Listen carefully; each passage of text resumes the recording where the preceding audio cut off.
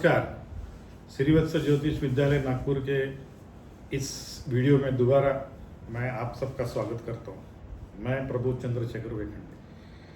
आज मैं आपसे कुछ ऐसे विषयों पे बात करूँगा जो कि फिलहाल मेरे विचार में ज़्यादा चर्चा में है। जैसे कि दिवाली अभी अभी हुई है, तो दिवाली के उपरांत विवाह का प्रचलन होता है। हिंदू धर्म शास्त्र के अनुसार साल में 2 बार विवाह का समय आता है। दिवाली के उपरांत तुलसी विवाह के बाद लक्ष्मी का आगमन हर घर में होना चालू हो जाएगा विवाह के माध्यम से। यहाँ पर कई लोगों ने ये सवाल किए हैं, विवाह में मुहूर्त देखना क्यों अनिवार्य है? ये प्रश्न मेरे ख्याल से थोड़ा विस्तार से अपन ने देखना चाहिए कि यहाँ इस प्रश्न के कई पहलू हैं। जब ये पूछा जाता है कि भला मुहूर्त देख के हम विवाह क्यों करें, उसमें कटाक्ष इस पे होता है या इम्प्लाइड मीनिंग ये होता है कि ऐसे कई लोग हैं जो बिना मुहूर्त के विवाह करते हैं। अन्य धर्मीय विशेषकर बिना मुहूर्त के ही विवाह करते हैं और वो सफल भी होते हैं। और यहाँ हम मुहूर्त देख के विवाह करते हैं और कई बार ऐसा देखा गया है कि विवाह सफल नहीं होता है। तो प्रश्न ये उठता है कि बिना मुहूर्त देखे भी अगर विवाह सफल हो सकता है, अन्य धर्मियों का हो रहा है और हमारा देखने के बाद भी विफल हो रहा है, तो भला हम मुहूर्त को इतना महत्व क्यों दें? मुहूर्त को इतना महत्व क्यों देना चाहिए? ये सारांश है इस प्रकार के सारे प्रश्नों का। अब इसके लिए, इसके पहले कि मैं इस विषय में मुहूर्त के विषय में जाऊं, पहले आपको ये समझना पड़ेगा कि ऋषि संस्कृति में ऋषियों के अनुसार विवाह क्या है। देखिए क्या है कि ऋषि संस्कृति के बाद जो भी संस्कृतियां यहाँ पर आई या विश्व में जहाँ जहाँ भी उभरी, उनके लिए विवाह जिस प्रकार से भी होता था वो संस्थात्मक होता था, इंस्टीट्यूलाइजेशन होता था। इंस्टीट्यूट कहा जाता है, विवाह एक संस्था है। अब अगर कोई संस्था है तो उसके कुछ मायने होते हैं। ऋषि संस्कृति में ऋषियों ने विवाह को संस्थात्मक नहीं माना है। विवाह संस्था, ये शब्द प्रयोग, मैरिज इज एन इंस्टीट्यूशन, ये बोलने की प्रथा हमने अन्य संस्कृति से ली है, खासकर पश्चिमी सभ्यता से ली है। अब आपको सबसे पहले अगर संस्थात्मक विवाह है तो उसके क्या मायने हैं ये समझ लेना चाहिए। और अगर हमारा विवाह करने का प्रचलन संस्थात्मक नहीं है, इंस्टीट्यूशनलाइजेशन में नहीं आता है वो, तो उसके क्या मायने हो सकते। देखो, अगर कोई विवाह संस्थात्मक हो रहा है तो वो ऑर्गेनाइजेशन के तहत होता है, उसमें कुछ करना अनिवार्य होता है, कुछ करना निषिद्ध होता है, कुछ करना प्रत्यक्ष होता है। जैसे कि जो ऋषि संस्कृति के अलावा जो विवाह पद्धति है, अधिकतर वो कॉन्ट्रैक्ट के तहत विवाह होता है। और अगर कॉन्ट्रैक्ट के तहत विवाह होता है तो you basically get into marriage by a contract. So जब आप किसी कॉन्ट्रैक्ट के तहत विवाह में जाते हो तो उसमें बाहर निकलने, कॉन्ट्रैक्ट आज नहीं तो कल नलीफाई भी हो सकता है। कोई भी अगर आप बिजनेस का भी अगर कोई कॉन्ट्रैक्ट करते हो तो बिजनेस कॉन्ट्रैक्ट करने के कुछ टर्म्स रहते हैं। देयर वुड बी कुछ तो डिमांड रहेगी और उसके हिसाब से सप्लाई रहेगा, और उसमें अगर कुछ कम ज़्यादा होता है तो वो कॉन्ट्रैक्ट ब्रीच भी हो सकता है या कॉन्ट्रैक्ट नलीफाई भी हो सकता है। ये सबसे अहम मुद्दा है, क्योंकि हमारा विवाह ऋषि संस्कृति में जो विवाह पद्धति है उसमें कॉन्ट्रैक्ट का कोई रोल नहीं है। तो इसका मतलब ये है कि ऋषियों का जो विवाह पद्धति है उसको आप नलीफाई नहीं कर सकते। अन्य धर्मियों के हिसाब से, अन्य संस्कृतियों के हिसाब से, क्योंकि वो कॉन्ट्रैक्ट है, तो संभवतः आप उसे, अगर आप उसको ठीक तरीके से निभा नहीं पा रहे किसी कारणवश, उसमें पति पत्नी के अलावा भी कोई इन्वॉल्व है जिसके वजह से हो रहा है ये, इसके घर वाले उसके घर वाले, ये खुद पति पत्नी उनके वजह से वो विवाह नहीं निभा पा रहे, तो उसमें ये सुविधा होती है कि let us mutually agree and depart. ये धर्म के अनुसार होगा, धर्म उनके संस्कृति में ये सुविधा है। ऋषि संस्कृति में भाग्य से या दुर्भाग्य से, आप चाहे जिस भी प्रकार से ले, विवाह से बाहर निकलने का रास्ता नहीं है।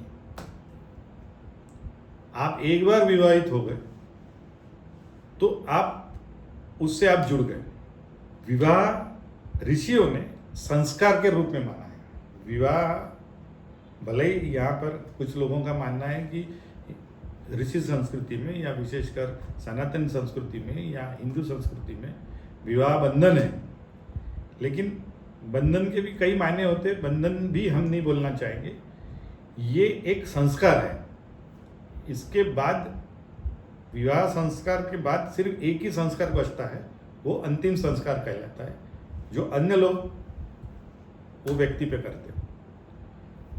यहाँ विवाह संस्कार अगर होता है तो संस्कार से आप एक बार आप संस्कारित हो गए तो आपको उससे ऋषियों ने निकलने के रास्ते नहीं दिए।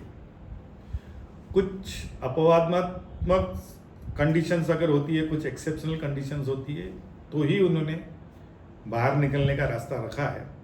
पर साधारणतः सामान्यतः ये विवाह सिर्फ अंदर जाने के लिए इसका प्रावधान किया हुआ है। अच्छा, यहाँ पर इनका टाइमलाइन जो विवाह का है वो सिर्फ इस जन्म का नहीं होता है। जो व्यक्ति विवाहित होते रहते वो 7 जन्म तक हम दोबारा विवाहित होंगे इस सोच से विवाहित होते रहते। यानी जब आप विवाह के संस्कार में आते हैं तो ये माना जाता है कि ये विवाह संस्कार आपको अगले 7 जन्म तक दोबारा मिलाएगा।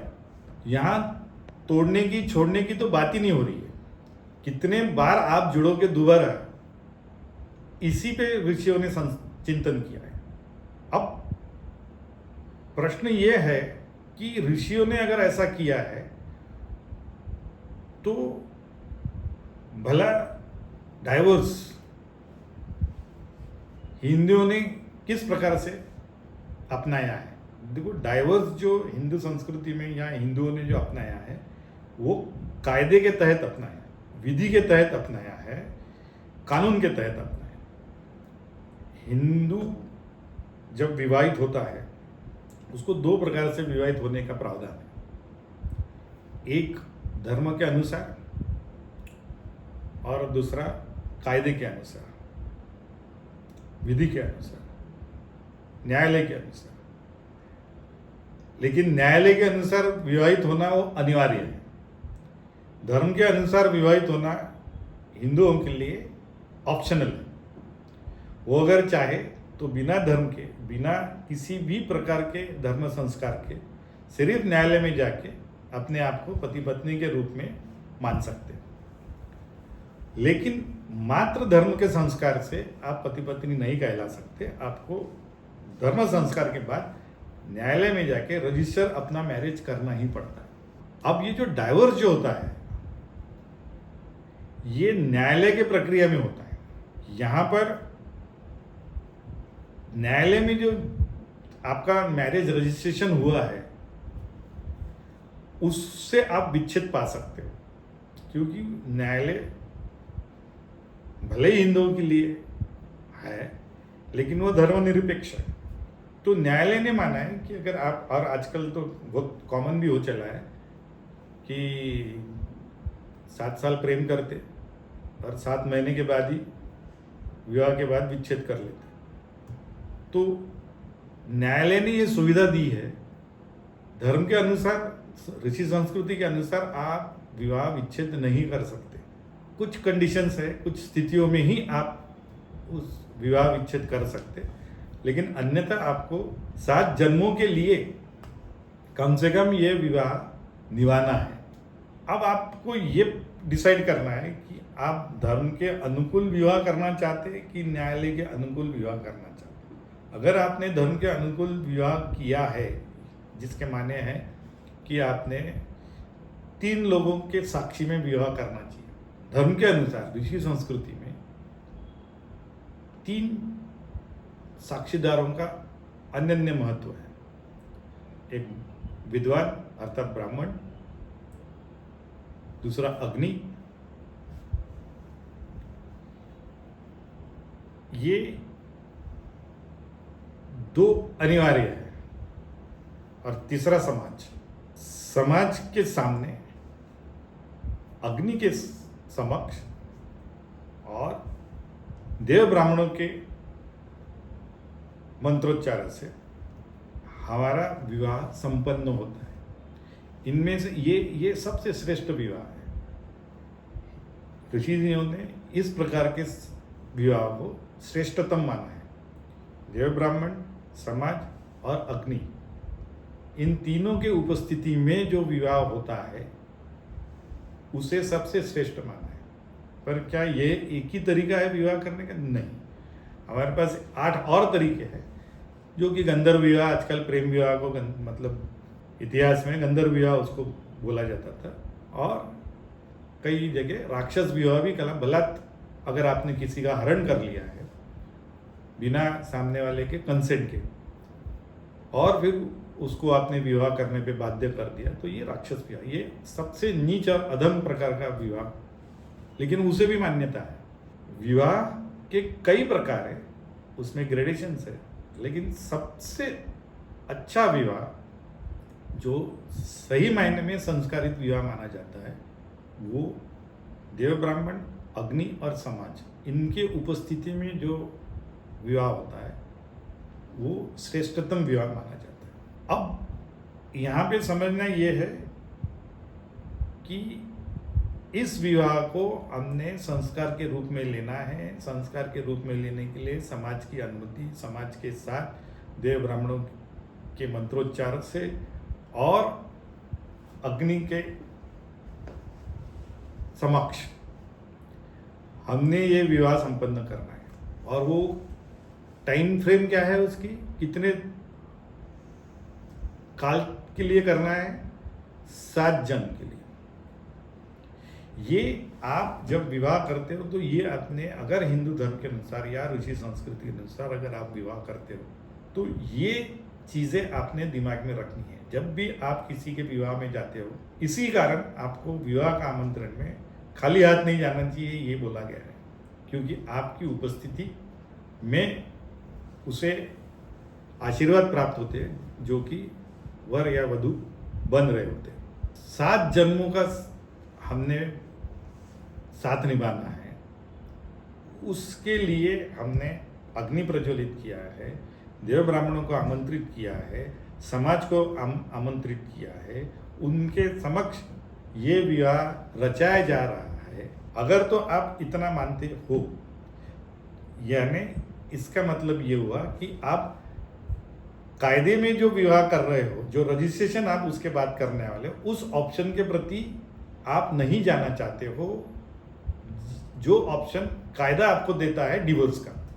आप मेरी बात को ठीक तरीके से समझ लीजिए। जब कोई अन्य धर्मीय विवाह करता है उसके धर्म के अनुसार, तभी उसके पास ये ऑप्शन होता है, तभी उसके मन में ये रहता है कि अगर मेरा ये ना चला, ये विवाह मैं ठीक तरीके से निभा ना पाई या ना पाया, तो मैं इससे बाहर कैसे निकल सकता हूँ और मेरा धर्म मेरे को इसकी अनुमति देता है।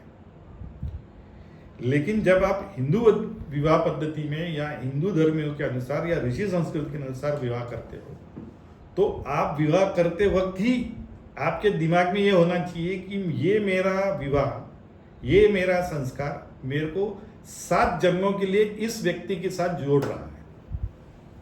ये संस्कार जोड़ने का है, उसमें कतई कहीं पे भी बाहर निकलने का रास्ता नहीं है। 7 जन्मों तक आपको एक साथ रहना है। क्योंकि हम लिबरल है, क्योंकि हमने ये लिबरलनेस हमने पश्चिमी सभ्यता, जब अंग्रेज आए 1800 में जब इन्होंने राज करना चालू किया तब उन्होंने ये पाया कि ये बाहर निकलने के रास्ते जो विवाह में बन गए उनके लिए बंद है। तो मॉरली, क्योंकि विदेशी सभ्यताओं को, पश्चिमी, खासकर पश्चिमी सभ्यताओं को मॉरली अपराइट रहने का एक जुनून है। वो हमेशा अपने आप को यह समझते हैं कि we are more morally correct and we have that position कि हम वहाँ से आपको मॉरलिटी समझा सके। तो उस वक्त का जो समाज था उनको इन्होंने ये बताया कि ये आपको हम बताते हैं, ये कानून हम ला रहे हैं। कुछ उसमें लिबरल लोग भी इन्वॉल्व थे जिन्होंने इस कानून के लिए फोर्स भी किया, और कुछ घटनाएं भी थी जिसके वजह से ये उस समय आवश्यक भी था। तो उसके तहत ये कानून बनाया गया और फिर कानून के तहत इनको ये अधिकार प्राप्त हुआ या इनको ये ऑप्शन मिला कि अगर आपका विवाह जो कि धर्म संस्कारों के अनुसार हुआ है लेकिन अगर ठीक से नहीं चल पा रहा है, कारण कोई भी हो, तो आपको ये पर्याय है कि आप उस विवाह को विच्छेद कर सकते हो, जैसे कि अन्य धर्मी कर सकते हैं, लेकिन अन्य धर्मी अपने धर्म के अनुसार ही कर सकते हैं।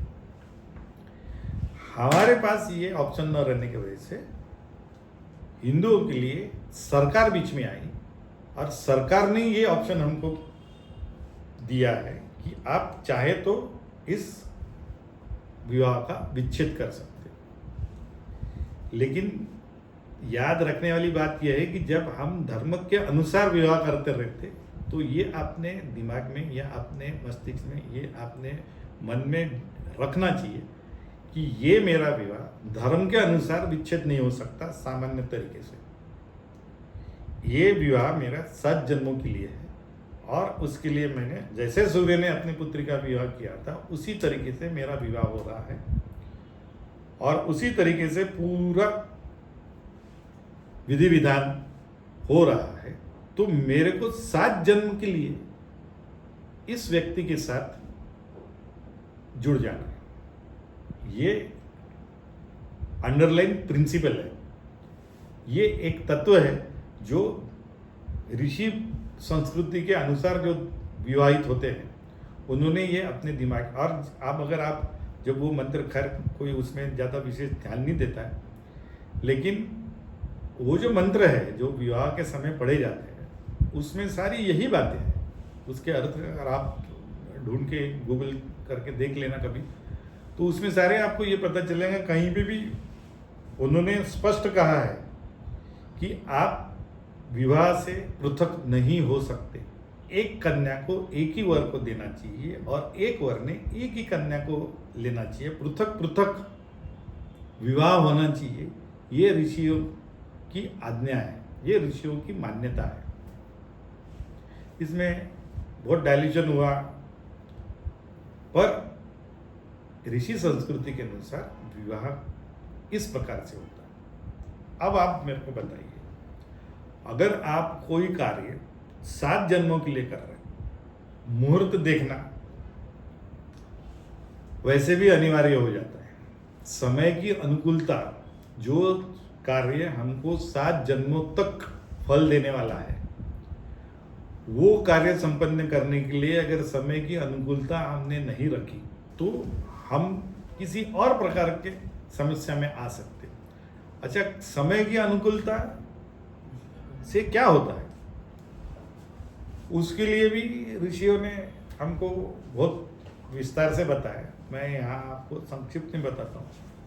समय की अनुकूलता से 3 चीज़ों पे परिणाम होता है, एक मन, एक प्राण और तीसरा नाम। जो कार्य समय के अनुकूलता से किया जाता है, समय या काल उसमें आपके मन को प्रभावित करता है, आपके प्राण को प्रभावित करता है और आपके नाम को प्रभावित करता है। मन को प्रभावित करता है मतलब समय अनुकूल रहा तो मन से संतुष्टि होती है, समाधान होता है। प्राण को अनुकूल बनाने के लिए अगर प्राण ही नहीं रहेंगे तो ये बातचीत ही बंद हो जाती है। प्राण समय के अधीन है। और अगर हमने समय की अनुकूलता से कार्य किया तो नाम भी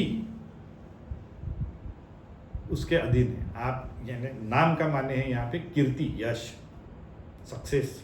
साधारण कार्यों के लिए भले ही आप समय की अनुकूलता को ना देखें, सामान्य परिस्थिति में जैसे आपको कोई दुकान खोलनी है या आपको किसी परीक्षा में पेपर देने जाना है या कोई गाड़ी लेनी है या कोई शर्ट लेना है या कुछ और खरीदना है, कुछ बेचना है, ये सामान्य कार्य है।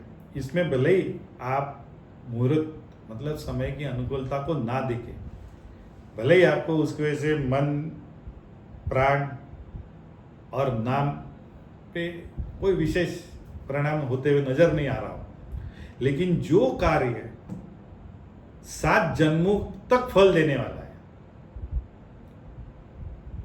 उस कार्य के लिए अगर आपने समय की अनुकूलता को ना देखी तो आप 3 चीजों से परे हो रहे हो।